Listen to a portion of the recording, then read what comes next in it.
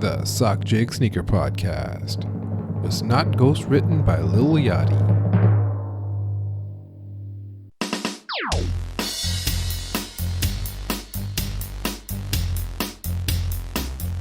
Welcome to episode 72 of the Sock Jig Sneaker Podcast. I am your host, Sock Jig. You can follow me on Twitter at SockJig and on Instagram as well. This is part 3 of my series, How to Release a Collab Sneaker, the conclusion of the series. I talked to my friend Corey Whatever of Whatever Industries, who runs a digital agency that he works with brands on their stores and on hype drops. So basically, I wanted to have him on so we can talk about his experience on working on that side of the aisle, as I put it in the conversation. So we talk about what it's like working with retail shops on hype drops. We also talk about what it's like working with sneaker brands as well, because he also worked closely with this LA luxury brand called Daze. That's D-A-Z-E. I realized I broke into Canadian there by saying Z instead of Z, but D-A-Z-E for you Americans. So Daze got our friends and family Converse weapon low. So we talked about that and how they handled that drop and how many pairs they got. And of course, I talked to him about the series as well too, the previous 2 podcast episodes, and got his feedback. And we talk also about what happens when things go wrong on these kind of drops, and also dealing with resellers and botters and canceling orders and just the havoc that they can create with chargebacks and returns if something bricks. We also talked about new brands and what it takes to get to that next level of getting a collaboration with big sneaker brands. So a great conversation. And, just think about it when you're listening to the episode, listening to the conversation, like he's speaking from that side. So when he's saying things, it's not just like some sneakerhead projecting and guessing on stuff. He's been behind the scenes on that side of the aisle. So I think you'll enjoy the conversation. Also, I wanted to say I got a lot of feedback for part 2 of this series, a lot of nice feedback from both sneakerheads and also people who work in the sneaker industry. A lot of people said that it was well thought out and accurate. So thank you sincerely. It honestly means a lot to me that you even took the time to listen. And so getting any feedback after spending weeks working on it feels especially good. So thank you very much for that. And overall, the feedback I got was the majority of it was right, and I got a few minor things wrong, and I'll share some of those corrections. But first off, friend of the show, Joe Freshgoods, who knows a thing or two about hype sneaker collaborations, he gave some nice feedback, really nice feedback. He said in a quote tweet, quote, "By the way, this podcast episode is really good, probably one of the most efficient inside looks into the financial stress / reward / step-by-step play on how sneaker collabs work," end quote. So thank you, Joe. Joe is a stand-up guy. He's been very nice to me, so it was very nice of him to quote tweet that. And one, that's proof that he wasn't kidding when he said he listens to the podcast. So thank you, Joe, for listening in. Thank you, everyone, for tuning in. And 2, that's validation right there. When you work on your little sneaker podcast and who's listening to it, I can say, hey, Joe Freshgoods is listening to it, and he said that it was really good work. So thank you. Some other feedback I got from the Nike side, I got a little bit more info on invoices and stuff where I talked about, where I assumed that they would just pay at the end. What I learned is that they deal in net terms, which is probably pretty standard for the industry. Net terms meaning if something is net 30, you have 30 days to pay from the moment you got the invoice. And that could be net 60, net 90. So in my example, I said we're going to pay at the end. That was going to be 3 months later. That could be net 90, for example. In the stock numbers that I shared in the episode, I basically got confirmation that I was on the right track, that most likely collaborators that are very small will only get very few pairs. And if you're a smaller brand to a bigger multi-city brand like Concepts or Undefeated or Livestock in Canada, for example, they would get much more. So it could go from hundreds to thousands. So I was on the right track there, and I had said from the outset that the 10K number was strictly for math, but also to kind of throw a wrench in things and make it a bit more interesting. I also got feedback that I forgot to mention special boxes, and honestly, I thought of it right after the whole episode was done, and I spent so long on it that I just said, F it, we roll. In terms of in-store raffles, some of the feedback I got was that instead of all the cards and codes, you could just get people to walk in and enter their info and check IDs. And I was like, yeah, you're right. I probably overthought it, but just goes to show that you can do a whole wide range of things there. And I even think like EQL could get into handling all in-store releases as well too. We saw them handling a lot more for A Ma Manière for this past Jordan 3 release. So maybe they get into in-store raffles as well too. Finally, I also talked to someone at Shopify who deals with flash sales. Flash sales is what they call just hype drops. And we could only speak off the record because to talk to someone on the record in any big company, you basically have to clear it with PR and their legal teams and stuff. So, maybe one day we'll have this discussion on the record. But for now, the feedback that I got was they work with non-Shopify Plus customers as well too, not just strictly to Shopify Plus customers.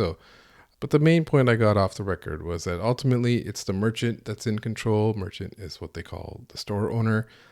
Is in control of how a drop goes, that they publish the products, they change the themes and schedule when bot protection goes on and off and canceling orders. And some of this I talk about in my conversation with Corey as well too, but I also talk with ex-Shopify CTO Jean-Michel Lemieux, JM Wind, as you may know him from Twitter, and that was on this podcast last year, and essentially he said the same thing, that if a merchant doesn't want to turn on bot protection and just wants the sneakers to just go, like no one's going to tell him you can't do that. So the store is ultimately in control. So that's what we got off the record. And like I said, we cover some of this in my conversation with Corey, whatever as well too. So let's cut to that. All right, my guest today operates as Whatever Industries, which is a digital retail strategy consultant that has worked with many brands that like Rhude, Fear of God, JJJJound, both on their sites and on their hype drops as well too. So we'll be talking to him about that and what goes on behind the scenes to set all that up. Please welcome my friend Corey Whatever. Corey, how's it going? Hey, how's it going, man? Thank you for having me. Oh yeah, no, thanks a lot for coming on. And like I said, I talked to you. I kind of put this on you. I said, hey, I'm recording this podcast series. I need you on. Will you be on? And then you were gracious enough to say yeah. Yeah, man, happy to. Have benefited greatly from the sock jig, so have to pay it back at some point. Oh, thanks. Yeah, so I want to talk about like you work with these clients, that some of these are the ones that I've named and many more. And so you like I said, you worked on the other side of these drops, so the side that the sneakerheads and the public doesn't really see. And a lot of that stuff kind of remains behind the curtain kind of. And so that's what I wanted to kind of do is talk about what you can talk about behind the scenes, how things go when there is a drop, particularly a hype drop, and just like working with sneaker brands itself. And so when you're say you're working with a new client, like you worked with RSVP Gallery or any other generic client like that. So what is the first kind of steps that you take when working with a client like that? Yeah, so usually when I'm introduced to someone like that, it's under the circumstance of they need help somewhere, right? So I like to jump in. I have my kind of points of auditing and triage to get a good lay of the land. How's their back end set up? Have they been doing everything right? Where have things gone wrong? If it's specifically about a hype drop, I do like to watch one without a lot of input just to see what their process is. And then we can go and improve from there. And so a lot of the times, like I kind of mentioned in the series that I did, the previous 2 episodes, sometimes these brands are like aware of sneaker culture and drops and hype drops and stuff. And sometimes they're just operating their own world and kind of new to this. And so when you are behind the scenes, are you kind of help guiding them? Like, hey, you got to watch out for this and that and this. Yeah, I think that's a huge part of why people come to me and why I've gotten to work on a lot of brands like this is a established track record of like, I have seen some things go absolutely sideways during a drop. And so I have a pretty good built up knowledge of like, hey, we need to be looking out for this. We need to check out for that and have a general, probably cooler presence than maybe some of these brands where, their founder is not exactly a technical person or, right. They're not hiring a large team with big salaries and years of experience. They're a little more junior. And so having someone like me in the room can, kind of parse out what's actually an emergency and what's standard operating procedure. Yeah, and we'll talk about this a little bit later too, but like if you want to elevate yourself as a brand, like you can't be operating in both worlds. You can't be like, honestly, they probably have to operate in every world, but like you have to be out there to the public, kind of talking about yourself, your brand, and putting your stuff out there. But also, you can't be worrying about like exactly what's going on behind the scenes of this like raffle or whatever that you're doing for your hype drop, right? Exactly. I think, what makes a lot of the people that get these opportunities and get a lot of eyeballs and attention on them to get a shoe that becomes a certified hype situation is their ability to be out and to tell stories and see things from a higher creative level, not their ability to be super technical or super in the weeds. So a lot of times working with these types of people, I can't speak for everyone, but they're usually genuinely very concerned with making sure things go right for their customer. They do not like getting their DMs flooded every day and their comments ripped up when they're just trying to have a nice day and promote their brand. But at the same time, they don't know, nor should they really be sitting in there all day specifically monitoring things and learning the tech behind it. They're just going almost like a CEO would to an employee of, give me an update on this. Is it good or is it bad? Or I'm seeing a lot of this. Tell me what's going on. And depending on who you are and how your company's set up and how long you've been around and how well you're doing, that person you're going to may not be able to give you a good picture, or they do give you a great picture and the answer is maybe not something you like. Yeah, and I think that's something, especially on the sneakerhead side, we assume, like I always assume everyone cares. And like I'm pretty sure there's not that many behind the scenes that don't care at all. So everyone really cares about their business and their customer. But is it like you can only care to a point, right? Like, because you can only control what you can control. Is that kind of a better description of that? I think that's a good way to put it. I really want to caveat that it's not like I only care so much, but at a certain point you're annoying me and fuck these kids. Right. It's really that, but there's a lot going on. It's very complicated to run a small brand. They do not always have the structure, the resources, the time, the employee redundancy that you may have at a big store, but they also can't fly by the seat of their pants like maybe like, you and your friends running a small flipping business or something where you're just kind of figured out and going, but you don't really need to be professionalized. You're kind of feeding both worlds. So yeah, they care, but there's an extent about how much time they can spend caring. And sometimes there's like an easy answer, like we only got 400 pairs, but you can't exactly go and tweet that we only got 400 pairs, right? Because there's certain rules and restrictions, especially from sneaker brands. And so a lot of that, you just kind of have to hold it, like keep it in your pocket, I guess. Yeah, exactly. That's the other thing too is, sometimes your hands are tied. Sometimes there's specifics about what you can talk about. Sometimes there aren't. It's also, in the collaboration world, success begets future bigger opportunities. So if one maybe gets, I don't want to say botched, but if one was really hard to get, you don't necessarily want to immediately come out and say, oh, well, Nike only let me make 500 pairs of this shoe and they didn't give me any help. And so, sorry. Because the people at Nike are going to be like, fuck that guy. Yeah, like there's nothing to gain from it and everything to lose if you say something like that, right? Exactly. And I know you've worked with a luxury brand Lost Daze. They had got a friends family Converse sneaker as well too. So what is your experience of working with sneaker brands? Like, do they give you a lot of insight and oversight? Do they check in, or do they kind of like throw it over the wall and let you do whatever you want? Yeah. I mean, it's a limited experience. So, for each brand and each person at each team, I know it's different. I have friends that work on collaborations at some of the other big ones, and everyone's a little different. The Lost Days experience was cool because that was built out of genuine friendship with people on their team. And we got to do a friends and family of the Weapon, which is a shoe that you're going to be seeing a lot more of. You already kind of saw it with like a Fragment one. Now there's an Ama Manier one. And so we got approached to just do a fun friends and family, build some energy in a space that maybe is not thought of as like a typical sneaker collaborator, but also with the room of we're not putting this product to retail, which comes with its own things. There's typically a little faster production. There's typically you can do more with the materials, Right. Everyone's got really cool ideas.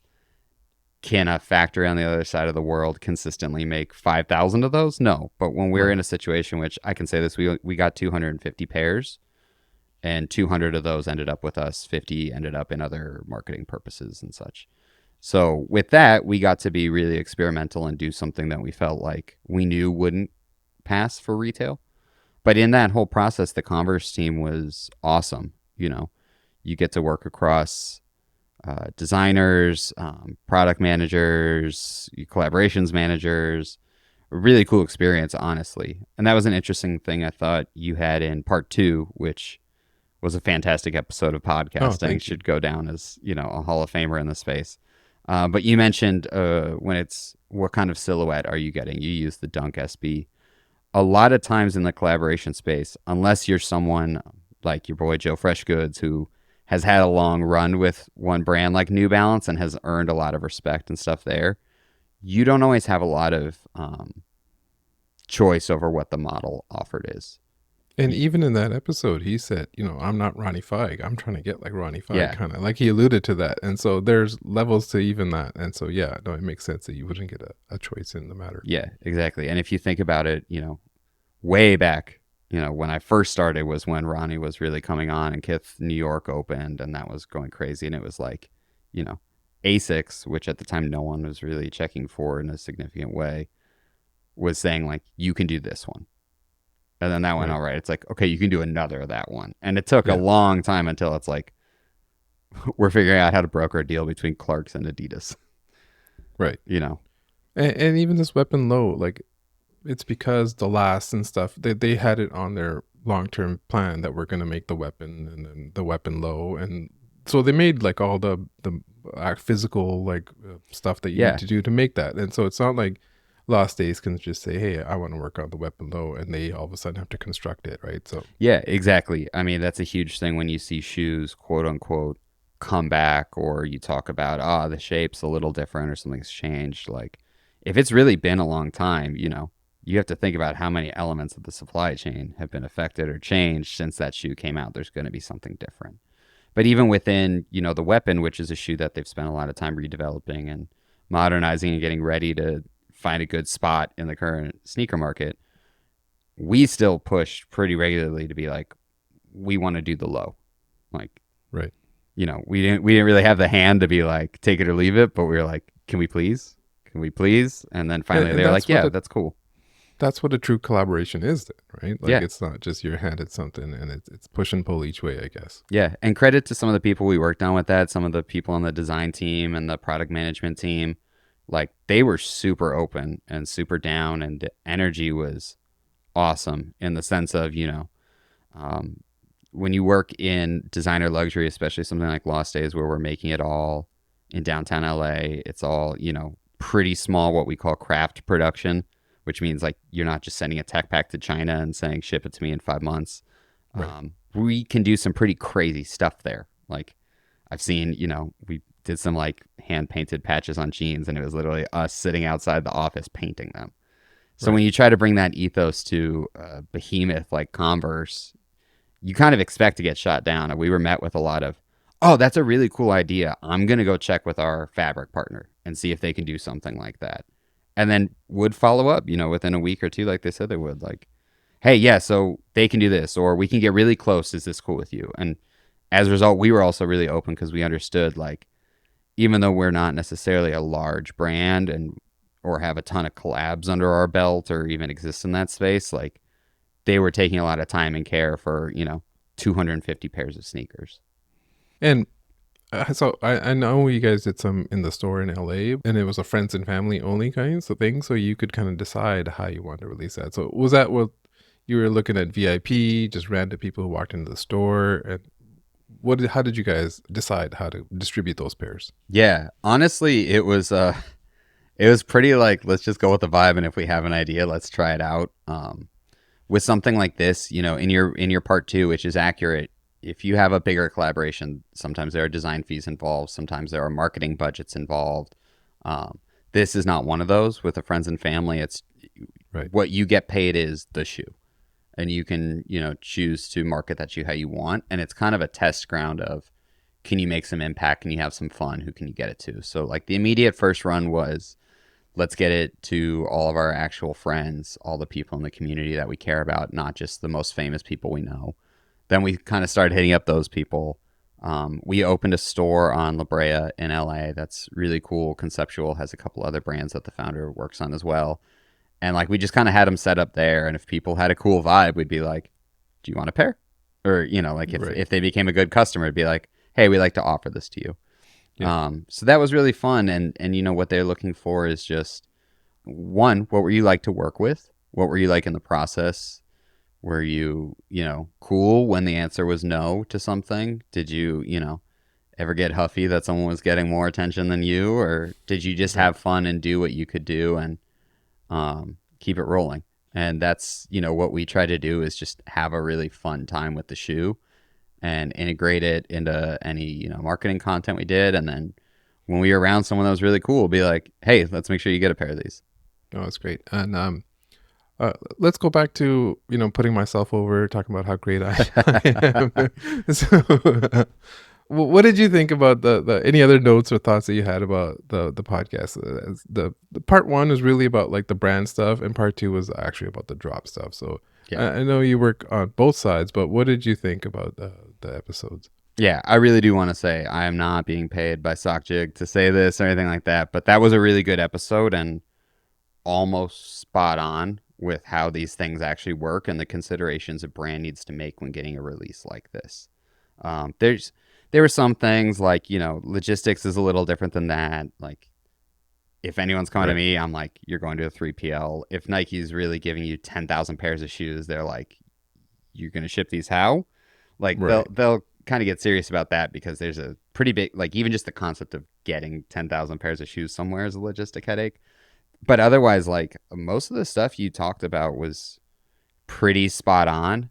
Some of the things, like, I can speak really greatly to the Shopify side of things. That's what I've been doing since before Plus was a product. Quick plug to my guy, Andy Oliver. I don't know if you this story, but like when I was an intern at a shoe company, we were already friends online. And he was like, hey, man, I've been trying to call them. They could save a lot of money by trying this new thing we do called Plus. Right. And I went to the, owner and was like, hey, I think we could save a lot of money if we switch this thing called Plus. And then, within a quarter, they had saved like $100,000. And we're like, oh my God, this kid's promoted. So shout out to Andy for getting me going. Yeah, I met Andy at the Kith Toronto store opening, and it was crazy how much we have in common because we're both like software developers and come from that background. Yeah, I could definitely see it there. But I mean, speaking to that, I've been on Shopify a long time. I only work with clients who are on Shopify. I've seen Plus grow as a product. I've been involved in what now is a tab in your Shopify Plus called bot protection, but I've been involved when that was sending manual emails to someone on a team with like your release time, your release pairs, and they couldn't tell you what they were doing, but you would just get a summary email of like, hey, so based on what we see, we think we stopped X amount. Now it is a Plus feature that can be built into another Plus only app that does like automated product launches and drops and stuff. Was it like, like two captains on a submarine, you got to turn the key at the same time kind of thing, or like two teams working at the same time on these types of drops? Or was it like, we'll turn it on at this time and you'll be online and we'll be online? Yeah, in those early days, and this was on some of the clients that you mentioned up top, it was sending like an email to someone on Shopify's team with the specifics of what time you're doing things. And then on your end, it was just a matter of like making sure you get it up and published and have your stock numbers correct and all that. And someone on their end would be implementing whatever bot protection was. What I think is pretty cool about what they've done, now it's like a setting you can check in. If you have Shopify Plus, you can just tell it, hey, I'm dropping this at this time. I need you to protect all my products or just this one product. And they typically cap it at, you can run it for like an hour, I think. I'm not going to give away a lot of how to beat this game because then I'm out of a job. But no, I know it triggers but like each captcha at a certain point based on the drop time, right? That's the one other thing is you can pick what captcha service you want to use. But otherwise, anything else they're running in the back end, you're not sitting there with a menu of options like turn on Q, turn on this, do that. They're just throwing what they know is the best at it because, and this is something really interesting from Shopify's side of things, like they don't want the people who are making, $1 million a month selling a mass product. They don't want their stores to be affected because someone just dropped a crazy Jordan 1 and didn't have their shit together and everyone feasted on it, right? So to an extent, they want to help you. Yeah, like most sales on their platform are not like, they call it flash sales, but I will just use the word hype, are not like hype type of sales. Yeah, no way. There's very little. There's like cards or vinyl now and sneakers, of course, but not that much. It's a tiny percentage. Yeah, those, and even when I'm, working with brands and trying to coach them on like the concept of scaling, to get where they want to go from a revenue perspective, I always tell them like, you can't just think about that 1 hour on Thursday morning. You got to think about all the other hours in the week if you actually want to grow. And, Right. that's where revenue comes from. So like another perspective on this is these collabs are awesome for brands, or even if you're just a brand that's very hyped and you've kind of set up a supreme model of, what date and time things are coming out, it might sell really fast. Those are really great. But what I thought was interesting about your part two in using an example of like a skate shop specifically is they're really cool and they're awesome, especially if you're making, like, I saw your calculator. If I'm making that kind of money, like, hell yeah, that's probably going to keep my store afloat for a couple years if I play my The cards right. backdooring part, you mean? Even if I didn't backdoor, even the margins I'm making on that's great. Right. You know what I mean? I Right. would love to get that kind of turnover. What's interesting though is that doesn't happen for me every week. That doesn't happen for me every month. And a lot of the resources that we talk about in terms of Shopify Plus, Shopify bot protection, those are not like I can buy it for a week and turn it off. Like, Shopify Plus right now is and has always been a minimum 1 year commitment. The price Right. of that just went up actually, so it's $2,500 a month for a year. You get a Right. little discount if you commit to 3 years. And it does unlock a lot of those awesome things, including dedicated people you can talk to. That's the other interesting thing. If I'm a regular Shopify customer, unless I have like a friend there or someone at one of these larger brands has a friend there, like I'm on chat support like everyone else. There's not Right. someone I can email and talk to and say, hey, I'm this little skate shop. I just got 10,000 pairs of shoes. I'm kind of concerned. Right. Right. Like maybe someone will read that and go, yo, that's crazy. I want to see what's up. And I know Yeah. there are some like sneakerheads and hype guys that work there. So maybe they'll like go out of their way to help you. But like if you're just a standard, even advanced plan Shopify, which is like $300 a month, you don't have like a person's first name that you can send an email to. And that's where it gets to like scale, growing your business, which you work with your clients with. But like my example is obviously fictional, and even that was like once every 25 years they got a Yeah. sneaker, right? That was the example. Like you said, it's not happening every week where you're going to have this kind of volume, and so you have to be big enough to have that 1 year commitment with Shopify Plus. Mm-hmm. And it's like, if you're, a lot of the times we see these smaller collaborators get something and they're obviously in that smaller range and they're not going to have it. And so I think that's where EQL has come in, where they can offer Yeah. raffles and things like that. Before, it was just like you drop it online and kind of hope for the best, right? Yeah, exactly. I mean, EQL is a really interesting one. Passes a little bit of the buck onto the customer, which, we can talk about how I feel about the other side of things from in the brand and how those releases go, but they're interesting. Shout out to my friends who have a company called Yofi that uses a lot of, AI and smart machine learning to identify good and bad actors when checking out and help parse that out. I know they've helped on some really big drops lately. But yeah, like, this was an interesting example I thought of because a lot of, I think what maybe got this one kicked off was the Nina Chanel Jordan 3 and how, Right. bad that drop was. And, the interesting thing to think about is, yes, there's a lot going on. There are a lot of great people at the Jordan brand. There are a lot of great people on Nina's team to organize that kind of a collaboration and multiple. Nina Chanel Abney is a fine artist. She is not a merch seller. She is not a sneaker dropper. She is not a store. How often are people really like checking her website for new stuff Right. like crazy? So in this That's why I was saying consideration, in part yeah, one is like, that's her main thing is not this. Her main thing is her art, yeah. right? And even the other people, their main thing is not the successful release of our limited allocation of sneakers on a website. Like their main thing is getting good brand deals that help elevate the position of our artist. Like Right. you have to think about what everyone's goal is. And obviously people want to do a good job. They want things to go well, but it also looks good when stuff sells out really fast and there's a crash and it's Right. there. I didn't have anything to do with that one, but just Right. from the outside, I'm like, it's hard. And if you don't have a team that's done this a lot of time, we tweeted a bit about this concept of you have to get your reps at it. Right. If you don't have someone that's gotten a lot of reps at this and done it before, you could have all the best intentions. You could think you're doing everything right. You can have people who have told you how to do this. and you still might not know, like, oh, I need to keep an eye on this, or this might go wrong, or did I check this element of it? There's a learning process in it, honestly. Honestly, I remember with the Bodhi Astrograbber drop, and they had Instagram shop integration, and I guess they had enabled that. Like they had put the site on password mode, but that was still on, and so everyone just checked out from Instagram. And it's like, I know this stuff really well. I talk about it all the time. Even I wouldn't have thought about the Instagram checkmark integration on that, right? And honestly, especially, the bigger the situation, the smaller margin of error you have, right? Like, I know these are large companies, these are large systems. When you say names like Nike or Shopify or even Bodhi, perceived as very large. They're not always small. are, and also they're not all specifically working on this. Part of your collaboration deal might be you get an allocation of pairs to sell online, or in your example, I have bought out these pairs at wholesale.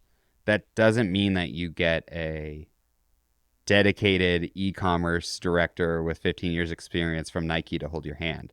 And that doesn't mean that person even knows Shopify. Like, I know they started running their strength training gear, like you can buy like weight sets and stuff. They started running that on Shopify, I think, as a test. I think the artifact drop as well too. Yeah. And those are like side things, right? Because they don't want to fuck with Nike.com. They don't want that shit going down for your NFT shoes, to put it bluntly. So there's some balance there. But yeah, I mean, I've done this all the time. There's panels of what sales channel you're on. And if you don't always think to uncheck those when you're setting up a product, especially if it's part of your day of setting up 50 products or whatever. And yeah, if you just slip for 1 second and, change it from draft to active and you didn't think about it, you have a whole world of, monitors and botters and cook groups who look at you. And even if it was only live for 5 minutes, you could have got already. And you're just going to see a stream of idiots, LOL, they don't know what they're doing. I beat this. And it's like, okay, well, come on, man. Like, I'm a human over here. I've never had to do this before. I'm, maybe 25, 26. I just got out, or, in like the case of Bodhi, like we sell, $20,000 shirts a day. I'm not exactly used to this kind of scale and mass. Like, give me a break. Yeah.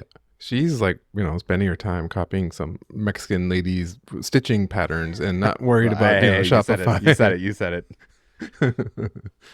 it. So when things do go wrong, how do you coach the clients? Because it seems like the best reaction is to just do a generic apology. We'll try our best. And it's not like, let's stop everything and redo it all, which I kind of talked about as well, too. So what do you... If this has come up, well, what do you say to your clients then? Yeah. I mean, the important thing to remember with any of these is that to a level by intention, hopefully if you got it right and you have the juice as a brand you want to have and you got your marketing right and everything's perfect, by intention, you're not going to be able to meet the demand with your supply. So no matter what, someone's going to be unhappy. It's an unfortunate part of this. It doesn't sound good when you say it. I would never just like say this to someone's face, but like, as outside people right now, and as if you're listening to this podcast, you very much like sneakers and are tapped into this, like you don't win them all. That's part of the game, and you know that when you play it. From the brand side of things, you're not going to make everyone happy. So, if there are people that you really need to make happy, you can, do things like you mentioned, friends and family site, VIP outreach. I know some retailers keep a really good client book list, and when they're getting good stuff, they kind of look at, okay, well, who are, top 20 spenders this year? I'm going to send them an email and say, do you want me to hold aside a pair for you? You don't get it for free, but like, do you want me to, look out for you because you've actually been using our business and shopping here and helping us stay open. And then you get after. So when you say when things go wrong, there's kind of two phases. Is there something in the moment of the drop that you can fix to help get it right? And, that's a situation where depending on who it is, it's like war room style, right? Like cooler heads prevail. Let's take a look. Let's get our answers in place. One of the first ones, I used to work with 100 Thieves, which was a very unique experience when their stuff was selling like crazy.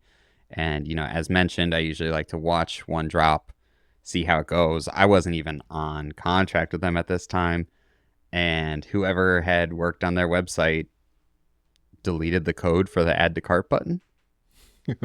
Gonna need that. So they did all this, and then it shows up, and everyone's like, we can't buy it. And, you know, if you're non-technical or nothing's there, you freak out. You go, I'm losing it. I'm the public face of this. This is crazy. The cooler head prevail is, you know, I have a good network of friends. Shout out my guy Sanjay at Seed CMS, one of the best Shopify developing agencies in the world, in my opinion. I called him. Hey, man, there's this crazy thing. I don't know where the actual code issue is, but the add to cart button's missing. Are you around? Can you hop in? And luckily, you know, he's at home, fires up the laptop. You know, I share him temporary Shopify access, and he figures it out for us. And then ended up winning business of building their whole new site. So, you know, in that situation, it's how do we fix the immediate problem in front of us? Yep. Second step, and kind of what you alluded to with what's your, you know, apology messaging and all that, is how do you do the, you know, the PR cleanup to, you know, like communicate. I think that is wholly dependent on who you are as a brand and how you want to come off, and do you really care, right? If your whole thing is being someone that, you know, doesn't really give a shit, and it's not cool to give a shit, and you know, gonna go be out here in the Lambo, see you later. Like it would be very jarring if all of a sudden Justin Saunders of JJJJound just stepped out and be like, hello, this dropped really bad. And like, right? do you want that from him? You know, that's exactly. a big question. Like, what do you actually want from these brand people? I think what we're seeing win right now, and this is again someone like Joe, who I've yet to hit a sneaker on, even though I know some people on the New Balance team. Shameless plug.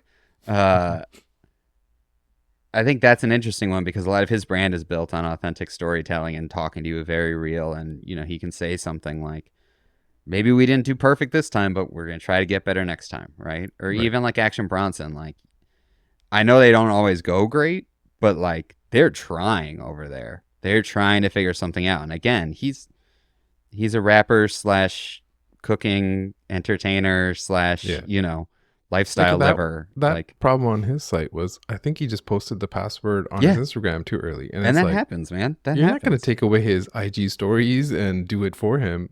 He's gonna be in charge of that, right? And like, also, I can't explain to you, like, when you're talking about this, you really do have such a small margin of error, just because of when things are time based and the time is published and everyone knows what's going on. Like, we do not live in an immediate world digital. Like, there's always going to be some latency of stuff going on, and there's always going to be a miscommunication or whatever.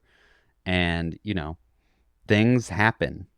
Like, just because your creative director accidentally posted the password 5 minutes early because he needed to run out and go do something else and didn't think it was that big of a deal, doesn't mean the team of people who worked on it for a week to get it right are all like fuck ups or bad at their job, or Shopify can't do it or anything like that. You know, like, there's, I think we've lost a bit of the human connection, where like back in the really old days of like lining up to buy a sneaker, like, if some shit went wrong, the person could be like, my bad, dog. And if you were a dick to them about it and, you know, do the in-person version of tweeting about it, they just kicked you out and you didn't get to buy shoes anymore. You know, like, it's hard to do that these days. But, you know, that's part of it too, is I think you know what's going to happen if you get it wrong. And so you can either show that you're trying and that you're growing towards it, or you can just, you know, kind of hope it dies down and people will move on to the next one. And then someone like you comes around and recaps the 10 worst drops of the year. I stopped doing that, though. The worst drop. I used to make a list of the worst drops of the year, but like I'll talk about each one on the pod. Yeah. And usually I just look for, like, I didn't blame Action Bronson on that. I'm like, what are you going to do? He made a mistake. You're not, like, I wasn't going to kill whoever the mistake was. Everyone was trying. Like, I complimented him for trying, and he was trying. They are. And I mean, I can't stress enough, maybe unpopular opinion when I'm talking mostly to people who are on the buying side as opposed to the selling side, but like, a lot of times, if you know, being blessed to have a super in demand sneaker that is going to be one of these, you know, immediate selling for a crazy amount of money on the resale market for years to come. We're not redropping them. We're not flooding the streets with them. Like, it's a blessing, but it's also a little bit of a curse, because you know, from a perception factor, it's a lose-lose. You know, we've talked about this a lot, just you and I, of like, it's not that everyone wants sneakers to be easier to get in general. It's that they want it to be easier for them to get. For themselves. And yeah. hard for everyone else, because then you get to say, well, I got them. So, part of that is, from the brand side, from the people releasing it, it's, how much do I have to input to make sure that it shows like I'm trying hard and gets to keep this thing rolling, and hopefully I win some new fans, while understanding that no matter what I do, no matter how perfect, rock solid, locked in this is, someone's going to be upset. Yeah, and I think that's why we see this trend of more friends and family types of releases. The VIP book that you mentioned as well too, like even J Balvin and Action Bronson did. The Lost Days sneaker is a good example too. On that side of the fence, is that what you're seeing as well too? That it is more and more like, let's just give our best clients, our best customers access before others? I mean, that's tough to say as a generality, because everyone's going to be so different. And like, I Right. really can't stress enough, each shoe you see coming out probably has a different setup. It's gonna be different for to like what a they're clothing getting. retailer. Totally. It's completely Yeah. different. What I will say is, I think, with a lot of collaborations, you'll have something like what Lost Days had, where we just had all of our inventory was like gifting, promo, marketing, friends and family. With a lot of these, you'll cut in an amount for you and whoever the big brand you're collaborating with. You'll build in inventory for marketing and promotional purposes. The ratios of who gets what and how that gets given out are completely different. All these brands have great, what's called like entertainment or energy marketing teams that do a really good job of getting the product to the right people who deserve it and can make it look cool and feel in line with it. And same at the own brand, a lot of these people have their own friends and important people and the people that have really supported them along the way. And it's up to them to say, do I want to dip into that marketing promo, or do I want to, get more units online so I can make more money? Whatever that may be is a specific decision. And everyone's going to have a different factor within that. For the case of the Lost Days Converse Weapon Low, we knew that this wasn't a retail product to sell. This wasn't a situation of we need to, in your example, we didn't put money up to get our units. That was kindly offered to Converse as like the point of the collaboration. So when we did have people who were really supporting the store early on, or who we were good friends with and wanted to find a way to support, we were happy to get, shoes to them. It could be different if you're, a retail store that gets an allocation. To that example I used of our best customers, we're going to ask them if they want it. That wouldn't necessarily be on like, hey, we got our supply of this crazy limited edition, whatever. That's more like, hey, this is what would technically be like a GR Nike, in the sense of like a Lost and Found was kind of a GR, what used to be called Tier 0. But, like a lot of stores are getting this. This is an exclusive to one other person. They'll, they can make the choice of saying like, I need to look out for my loyal customers. Because that's the other big thing with, especially a lot of the SB ones, where it is a small skate shop or a small skate brand or whatever, you have to look out for the people that are keeping the lights on Right. for all the rest of the year. Like Carpet Skate Shop in Baltimore, super sick example, sick guys. Yeah. They got a great dunk. They knocked it out of the park with that one. Like, how many people that were freaking out over that dunk and maybe got pissed that they didn't get it or whatever have then like gone on and bought a Carpet t-shirt or skate Right. deck or whatever. Like, I think there is a little bit of motivation, not speaking for them or any brand in specific, but there is a little bit of motivation of like, okay, man, you're just going to be a guy that's going to be angry at me in the DMs because you didn't get an opportunity to, make $100 profit off of something Right. that I worked really hard on. Like, fuck you. A recent one was that their skateboards had a Dunk SB, and it's like, I'll be honest, I'd never heard of them before. Yeah, they were new to so me. It's like, I'm not going to be angry about something I just heard of. Just Yeah, 2 minutes exactly, ago. right? Like, Right. it's a cool shoe. I would have worn it for sure. I didn't try super hard to get it just because I'm not. But like learning about them, I was like, oh, they're doing cool stuff in the skate community, and that's great for them. And like, it's really hard to build a brand. It's really hard to successfully run a brand. It's really hard to not lose money running a brand. If you get to the Especially in point, this economy now, right? it's impossible, man. And Yeah. you know, if you get to the point that like you're big enough that someone has come out and said, "Hey, we want to reward you by giving you a collaboration of like an insanely iconic shoe and you get to do whatever you want with it." Like you need to thank all the people that helped your brand stay alive to that point. And I was laughing about that one because people were upset about like some caricatures on there about like there possibly like gay men or whatever on there, and I was just like, maybe it's just me who listened to a lot of punk rock as a teenager. I was like, that shit's awesome. Yeah. Right? And I was like, I don't care. We need to have a side conversation about musical taste because now I feel like we're gonna have stuff in common. But also like, I don't know. This is how I feel, and this is where I really want to say like, I'm probably not talking about you if you're hearing this, but like, I think sometimes people get a little too sensitive about this stuff in terms of sneaker buying or what's on the sneaker or whatever. Like, you know, especially like a bulk flipper or people that are running bots and monitors and hook groups and, you know, them posting about their success and all this kind of stuff. Entitlement. Like, yeah, like, let's get real here. Like, I want to say this very nicely. No one that worked on that shoe gives a fuck about your business staying open.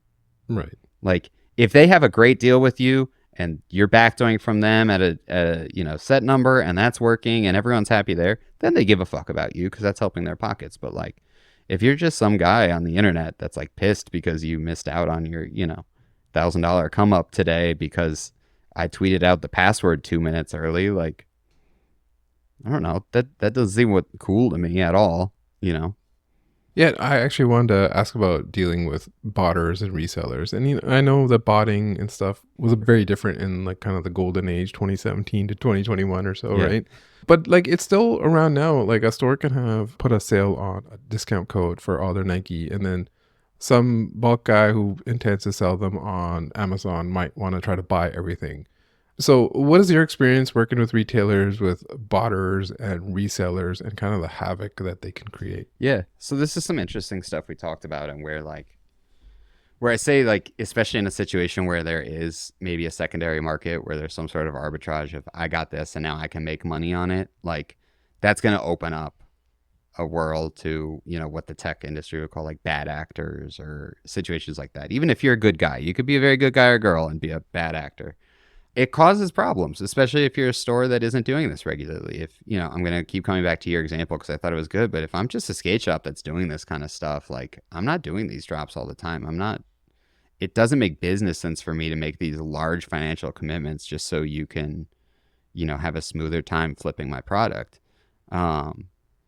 It's tough. And, you know, what then happens too is on the flip side of that is, you know, let's say I'm in a situation where I got a really hot product. I'm really stoked about it. Everyone seemed to be really into it. And then we started selling it. And it became apparent that it's not just at my store. It's at, you know, 100 doors globally. And there's going to be a sneakers drop the following week. And then they're going to do some city access future on. And like, I didn't tell you this, but I couldn't tell you this. I was under NDA. I can't talk about this. Right. And then the secondary market goes, oh, these are everywhere. It's a brick now, you know, but we're still in my shipping window. I haven't even shipped your shoes out. Right.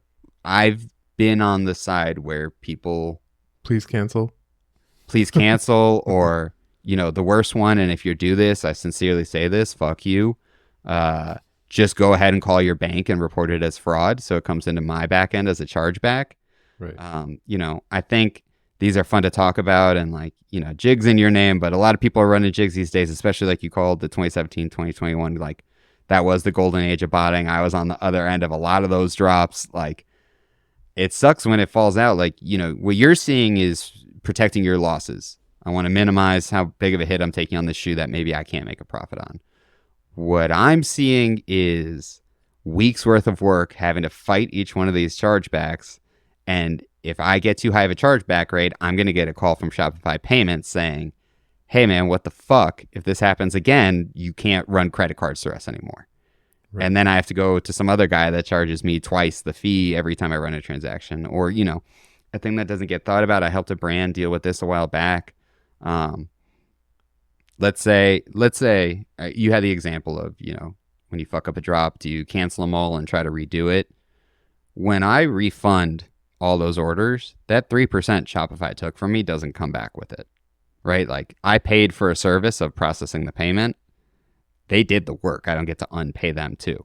So, when you talk about it on a large scale, that really starts to eat up into money. So now like, you're costing employee hours, having to deal with all of this stuff.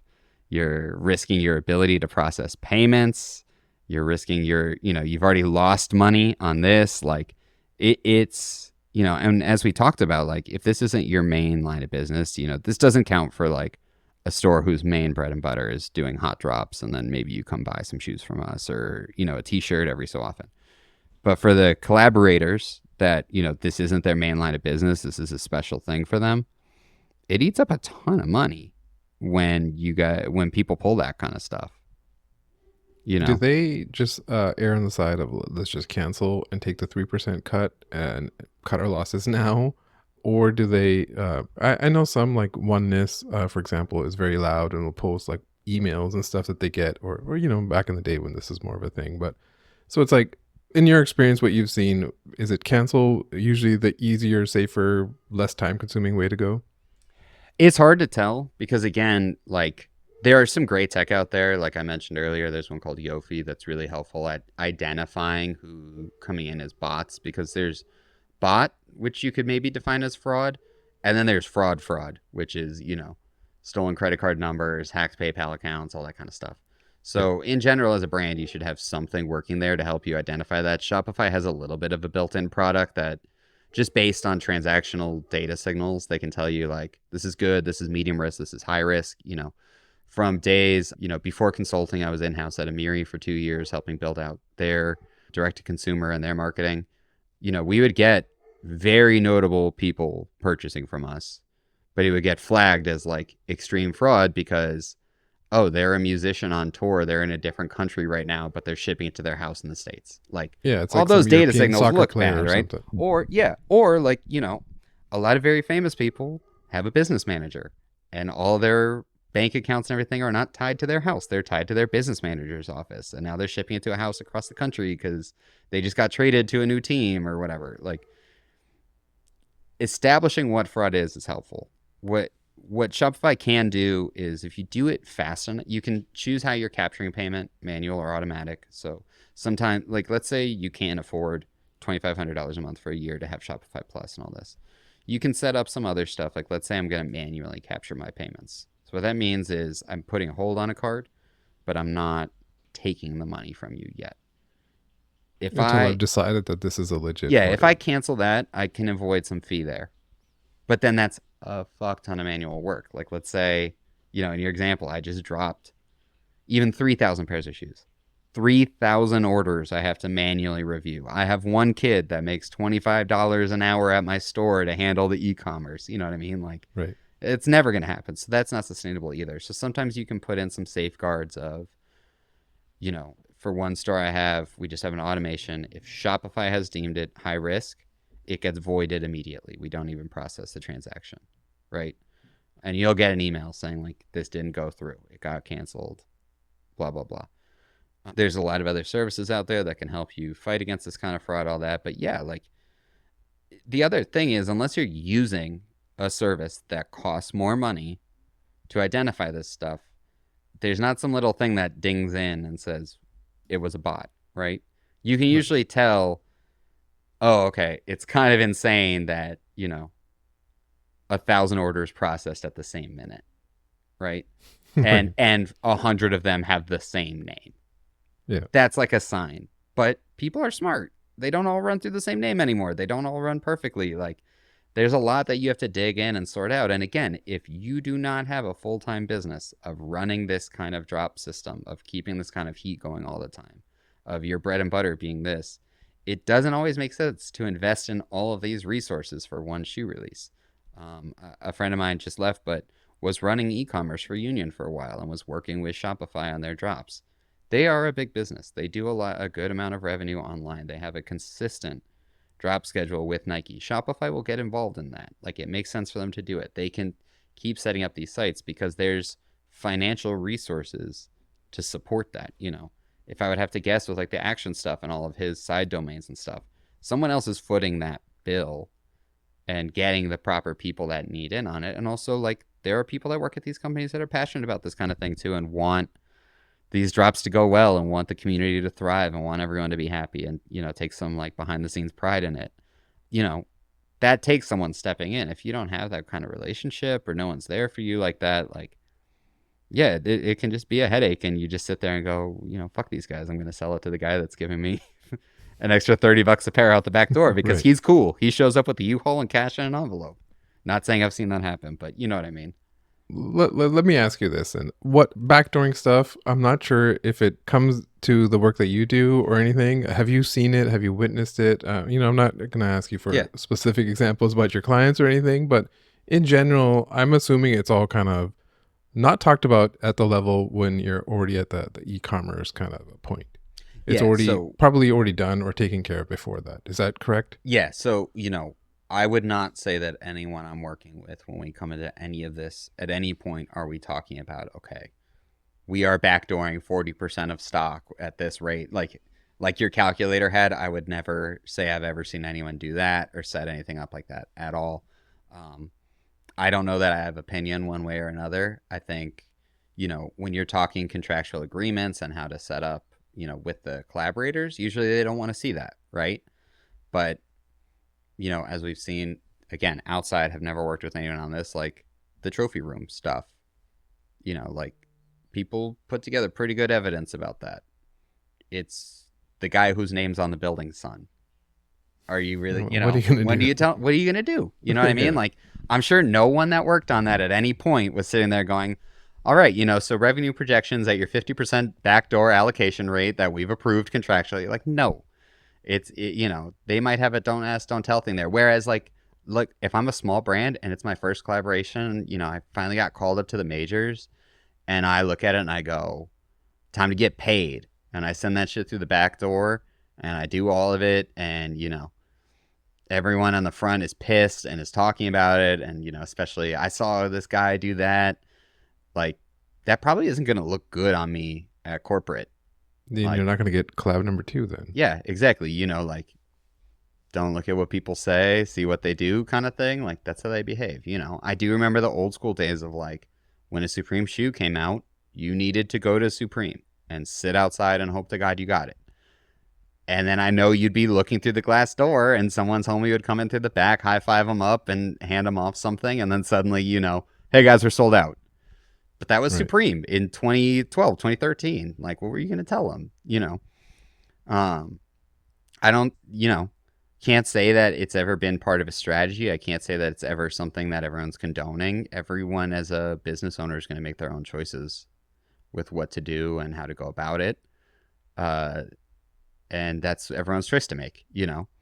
Finally, I wanted to ask about like just brands, you know, like we've kind of been talking about, to get to that next level where you have a full-time team and employees and stuff like that. It's hard to get to that level, especially in this day and age. But I'm not sure we've seen like a new crop of brands coming out to approach that level of hype or demand or whatever it is, right? To get in there. So just wondering your thoughts on like what does it take to kind of get to that level, especially in sneakers where everything is like retro based, and I think you called it a nostalgia loop that we're in, right? In writing on your site.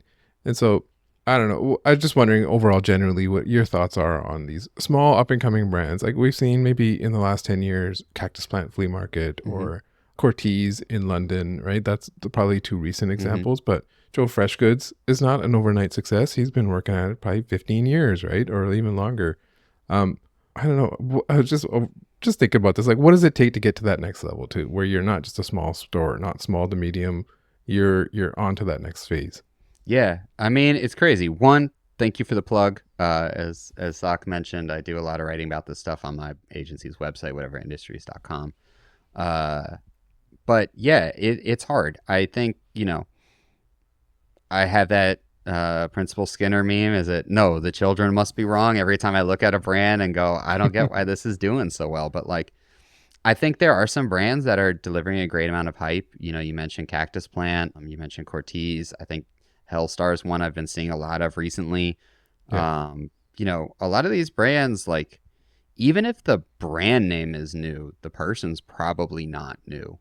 You know what I mean? Like they've put their work in somewhere. I've heard it joked about a lot when I'm actually like talking to people in the industry of like everyone laughs at the 10-year overnight success, right? Like Right. I only kind of just got the download on Cortez as a brand and where that came from because I asked someone that was familiar with it, and I learned like, oh, Clint's been grinding at this for years and has been Right. in the right spots and has been figuring out the evolution, has been getting it there.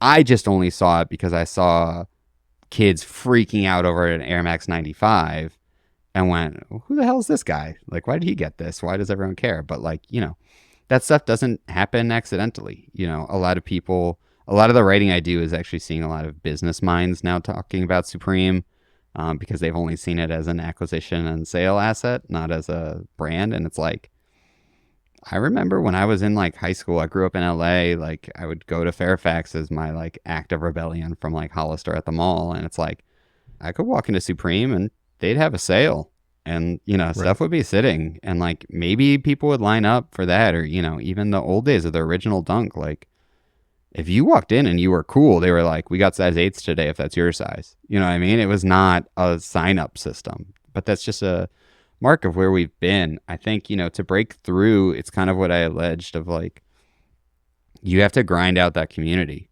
right? Like you have to spend years and you have to be very authentic to what you're doing and try to create something new. You know, I sometimes come up with my own just for me products that are like making fun of the people that, you know, I think a lot of today people think it's just make a logo, put it on a thing, have every TikTok podcaster wear it, and money printer goes burr. But like, you know, I think you're starting to see a lot of people that do actually have an authentic POV and the right situation in terms of brand setup. You know, it's hard too. Like you can be the most creative, gifted person in the world. You can know the coolest people in the world. How are you financing this thing? How are you scaling this thing? Are you good at managing money? Right. Do you know how to hire? When you hire someone like me as an advisor, are you going to listen to me and make the choices? Yeah. Are you going to trust these people? Are you going to Exactly. trust You the know, advice that you get? it's hard. It's hard. You know, if every single person played everything perfectly and listened to what everyone said about it, like you would have a lot bigger brands, but also maybe you wouldn't have cool brands because the people that, you know, tend to be really good at the business side of things don't always translate that into the cool thing. I honestly think like the name in the face has to be way more out there, Yeah. or it's got to be the mythology of the name in the face, the Justin Saunders of Jound or the Cynthia Liu, and then you have to back it up in other ways. And so, if you're not out there, if you're not building community, and you're not kind of like I Yeah. said, you're grinding at it for a long time before Nike finds you. Yeah. And a unique element of today's brands is their personality driven brands, right? Like even just to keep the example going of Joe Fresh Goods, like he is the name and face of that. It hinges on him. I think something like Supreme or Jound or even to an extent Cactus Plant, she's in a unique situation because of like where everything got put onto the talking. But in the old days, you maybe knew who owned a brand, but that wasn't important, right? Like Right. it would be crazy because you didn't get, you know, the red Supreme Dunk to expect James Jebbia to tweet out sorry, we'll get him next time. Right. You know what I mean? But as what a brand is and what we want to buy into has shifted more into people and less into stuff. Now the consumer base has someone to hold accountable as opposed to just, well, they're this brand and they're too cool for me and maybe one day they'll let me in or I'll move on. You know, now it's everyone needs to know the face and name and the person behind it, you know. Yeah. And that's all I had. Thank you, Corey, for coming on the show. And like I said, this is not none of this is paid advertisement or Nope. anything. Corey's my friend. I wanted to ask him about, like I said, the other side of the aisle, about what goes on behind the drop. So Corey, get at your plugs there. What do you have to plug? I'm about to go plug crazy, man. No, Go we'll keep nuts. it brief. Corey whatever on Instagram, Corey whatever on Twitter. Go ahead, throw me a follow. Tweet at me telling me what a jackass I am or how I got something wrong or how I don't know what I'm talking about. I love the engagement. You can check me out. Whateverindustries.com is the agency. Always love getting an email telling people how I can help them. Usually if you're just getting started or trying to figure stuff out, I'm happy to be a sounding board for free and just try to build good people in this culture to keep it going. So the big dollars and the, you know, I'll say it, the Stiegelman Sable hats of the world don't end up winning. Like I said, I wanted to, I thought it was important to show that there are people like you on the other side as well too, that are tapped in, that know, that have had the experience being at 2012 and on Fairfax and Supreme, and then also on these online drops and with working with these brands closely. Yeah. And I mean, honestly, just to leave it on like a closing note of that point of like, it's humans on the other end of the stuff. It's everyone working as hard as they can. You know, I've been doing this for a long time. It's a cat and mouse game. Every time that I figure out something that's going to beat you, you're going to figure out something that's going to beat me. And whether that's tech from a bot or a creative director's watch being 3 minutes fast, or, you know, someone sticking out my truck coming from Memphis, like Right. something's going to happen. And the more that we as the consumer of these products can give some leniency to these people and be like, hey man, I'm just stoked you got this and I want you to figure this out, the better I think the industry will be. Because then we'll be able to take some more risks, try some crazier stuff, actually push things forward, as opposed to just like, I need to make sure my StockX numbers look high after this. That's a great Jerry Springer's final thought. Thanks, Corey. Thanks, man.